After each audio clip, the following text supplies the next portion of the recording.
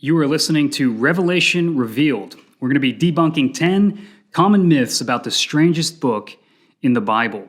And today we're going to tackle myth number 2, that Revelation is about the future. Now, this is going to get a little controversial, so if you're easily offended, you might want to shut this thing off. But if you are willing to enter into this, we're going to have a really fun episode for you. Many of you listening to this probably grew up with a particular view of Revelation.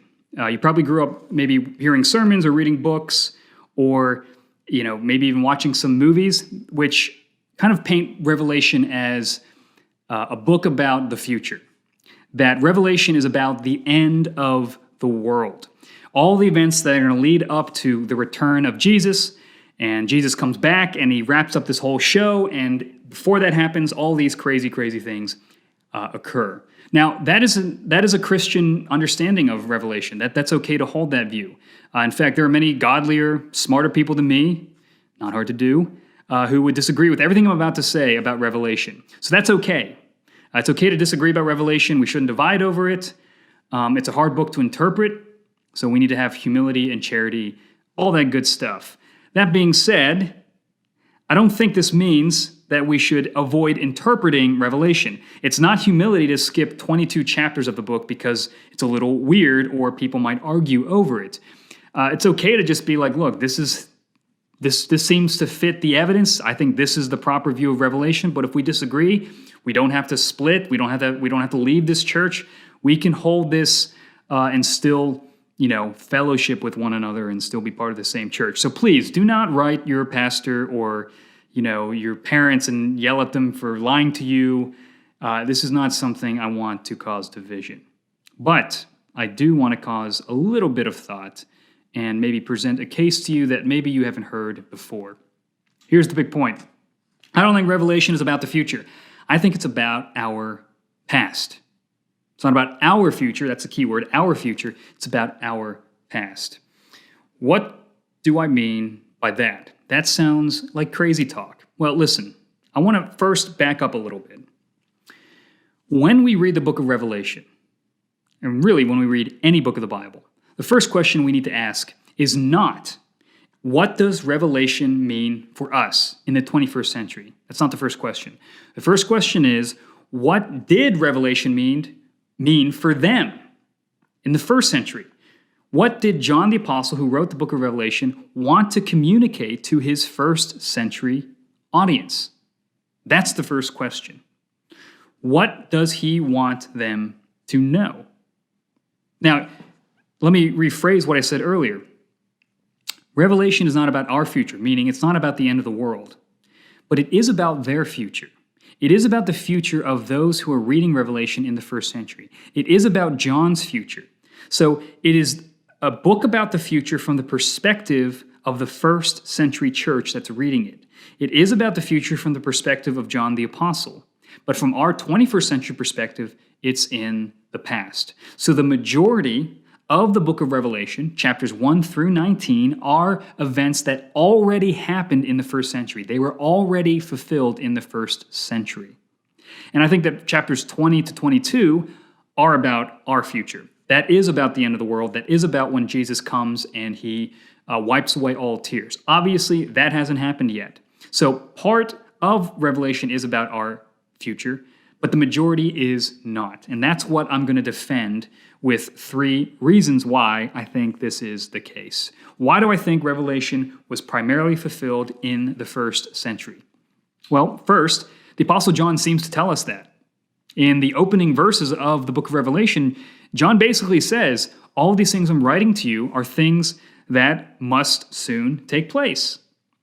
These are things that the time that they're going to happen, the time is near. So these are time markers John gives. You should expect these things to happen within your lifetime, speaking to the first century church, the 7 churches in Asia Minor that Revelation is addressed to. So this is not about the end of the world, because obviously we're all still here. The world didn't end in the first century. So John has to be talking about something in their immediate future that is so earth-shaking, so cataclysmic, so crazy that he could speak about it in end-of-the-world-like language. And we do have one event that fits the bill. That is the destruction of the temple in 70 AD. The destruction of the Jewish temple and the city of Jerusalem in 70 AD. What happened? Well, 70 AD is about 40 some years, give or take, after the resurrection of Jesus. And Christianity is still a minority view. And what happens is the Roman Empire storms Israel. It storms into Jerusalem and destroys the temple and destroys the whole city. And it's still destroyed to this day. Major, major event. And this is the event in 70 AD, the destruction of the temple and the city, that John is saying is going to happen soon. So all these events are going to happen in Revelation before the temple is destroyed. Now, it makes sense that this would be what John is talking about, because in the Gospels, especially in Mark 13, Jesus talks about how the temple is going to be destroyed. He says that no stone is going to be left unturned in the temple, that this is going to happen within the generation of his disciples. So Jesus is prophesying 40 years beforehand exactly what happens. The temple is going to be destroyed. So this fits right in with what Jesus is prophesying. Another angle is that the temple isn't something that anyone expected to be destroyed. And yet it makes sense when you look at the whole stream of the story of the Old Testament. And the point is that the temple is the place where sacrifices are made, where the priests are, where people meet to worship the Lord, and now it's gone. Why? Well, because the temple was always meant to be temporary. That it was only meant to serve for a certain period of time until Jesus, who fulfills the temple, he is the new temple. He is the ultimate sacrifice. He is the ultimate high priest. When Jesus comes, there's no longer any need for the temple. And so God makes it extremely clear, hey guys, my way of working primarily through Israel, that age is over. A new age is going to begin. The new age through the church and through Jesus Christ and his Holy Spirit. That's the new paradigm that's coming in. Jesus is fulfilling all that the temple functioned to do, which means that God destroying the temple is him saying, I'm serious about it. God is in charge of history, not just the spiritual world up there. He comes in and he ends the Jewish system.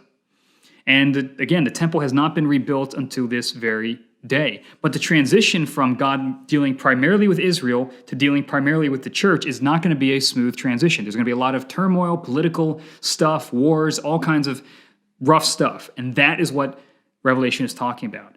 The first century transition from Israel to the church and all the mess that comes along with that. The second reason why the majority of Revelation is about the first century and not about our future is because John is told by an angel not to seal up the prophecy of the book of Revelation. He's told that in Revelation 22. And the reason the angel gives for not sealing up the prophecy is that the time is near. Now, to understand this, you've got to understand the Old Testament. In the book of Daniel, in chapter 12, Daniel meets an angel. And the angel tells Daniel, after giving a bunch of visions of the future, he says, Daniel, I want you to seal up this prophecy. I want you to lock it away so people don't know about it. Why? Because this is about the distant future. They're not ready to see this yet. So seal it up because this is about the distant future. Now, contrast that with what John is told.